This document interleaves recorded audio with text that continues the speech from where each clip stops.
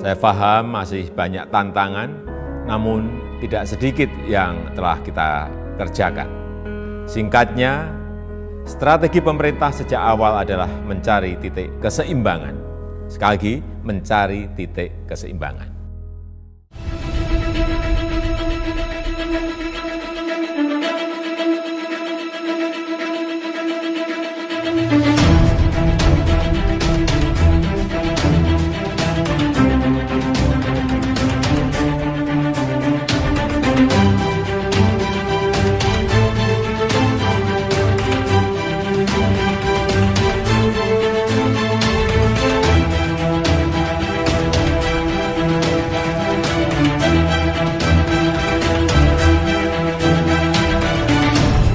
Saya juga belum puas.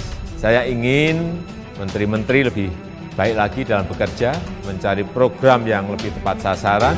Semua harus terus kita perbaiki. Masih banyak kerja keras yang perlu kita kerjakan. Kita harus terus melakukan penyesuaian kebijakan, mencari yang lebih baik.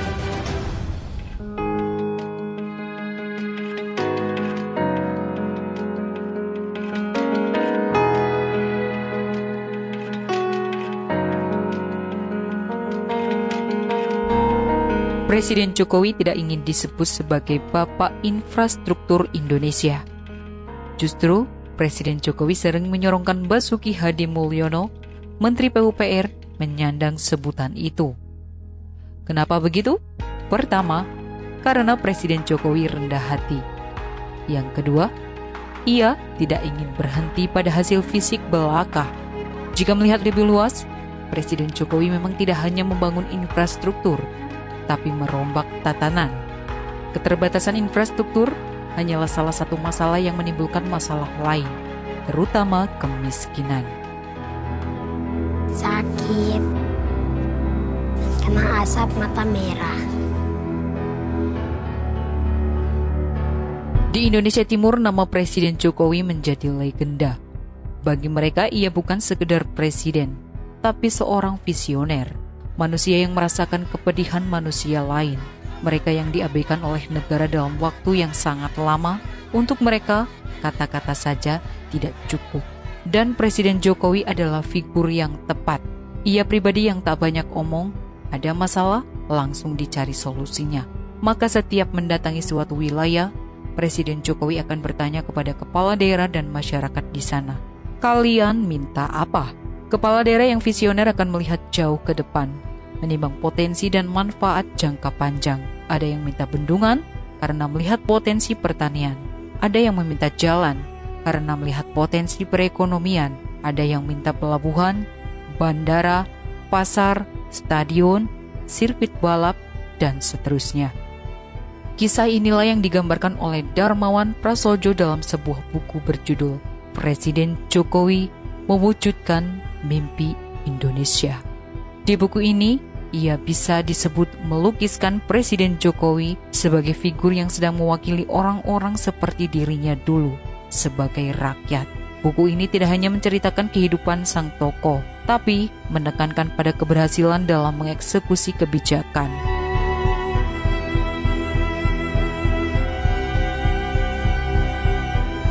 Presiden Jokowi pernah hidup di bantaran Kali Anyar bersama teman kecilnya yang bernama Bandi. Joko kecil memahami getirnya menjadi kaum pinggiran. Hiburan yang dia lakukan bersama Bandi adalah menyusuri sungai dan mencari telur bebek. Di sanalah ia menyaksikan tetangganya yang miskin hidup dengan bersusah payah. Kenyataan hidup suram itulah yang membekas dalam dirinya. Di kemudian hari, hal itu pula yang membuat Jokowi masuk ke palagan politik. Ia ingin mengubah nasib banyak orang. Padahal saat itu ia dan keluarganya sudah hidup mapan. Namun, ia mengambil resiko menerima bisingnya dunia politik. Dan nasib pembawanya melesat jauh. Gaya kepemimpinan yang mewakili akar rumput itu membuat Jokowi mengubah banyak hal. Seperti yang saya katakan tadi, di Indonesia Timur, ia menjadi legenda. Kedatangannya disambut sedemikian antusias. Kecintaan kepadanya diluapkan dengan tulus. Sebab, sebagai bangsa Indonesia, mereka merasa terwakili oleh kepedulian Jokowi.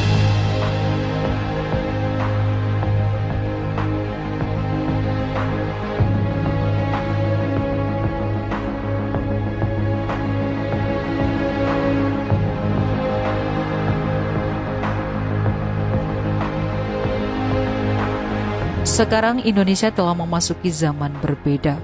Di Ambon, ada bandara kecil yang menjadi trigger perekonomian. Dari lumbung ikan nasional di Maluku Tengah, sekarang bisa langsung dijual ke luar negeri. Dari Manado bisa langsung ekspor ikan ke Amerika. Padahal, dulu ikan-ikan itu dibiarkan busuk karena tidak bisa dijual. Proses konektivitas di Papua sekarang sudah sangat terasa. Sorong Manokwari sudah 80% beraspal.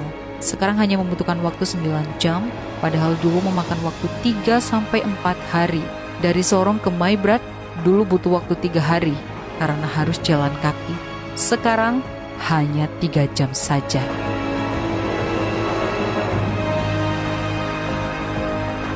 Presiden Jokowi bukan tipe orang yang sibuk dengan wacana. Ia menjadikan dirinya sebagai rakyat. Oleh sebab itu, semua kebijakannya bertumpu pada satu hal, welas asih. Atas dasar inilah program BBM Satu Harga diwujudkan untuk menjangkau saudara sebangsa yang ada di pinggiran dengan asas keadilan. Ia memiliki keberanian dalam hal terobosan. Misalnya dalam hal pembiayaan pembangunan ada KPBU, dana talangan, investasi, tidak hanya mengandalkan APBN. Presiden Jokowi memakai produk hukum untuk melindungi pembangunan. Karena itulah program mangkrak bisa diselesaikan. Kemampuan itulah yang membedakan Presiden Jokowi dari presiden-presiden sebelumnya.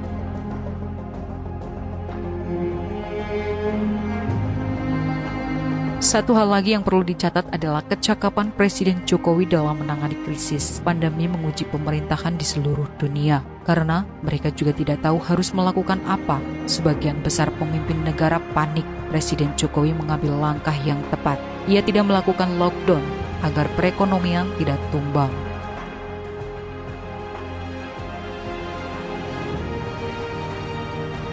Seiring dengan itu, ia mempercepat proses vaksinasi. Padahal waktu itu banyak negara yang masih ragu-ragu untuk membuat komitmen. Maklum, vaksin masih dalam tahap uji coba. Sekarang, vaksinasi telah dijalankan. Sementara banyak negara yang kelimpungan mau memesan vaksin kemana. Buku ini menggambarkan sosok Presiden Jokowi yang utuh. Bukan hanya soal bagaimana ia menjalani hidup, tapi menarik hubungan proses tumbuh kembangnya sejak tinggal di bantaran kali, sehingga ia membuat kebijakan yang mengedepankan keadilan sosial. Masa lalu telah membentuknya sedemikian rupa untuk menjadi pribadi yang peka melihat penderitaan orang-orang kecil. Sejak lama bangsa ini memimpikan Indonesia menjadi bangsa yang maju, makmur, dan berdaya. Melalui tangan Presiden Jokowi, mimpi-mimpi itu pelan-pelan diwujudkan, membangun dan terus bekerja sampai ia sendiri lupa sudah sedemikian banyak pembangunan yang telah dihasilkannya.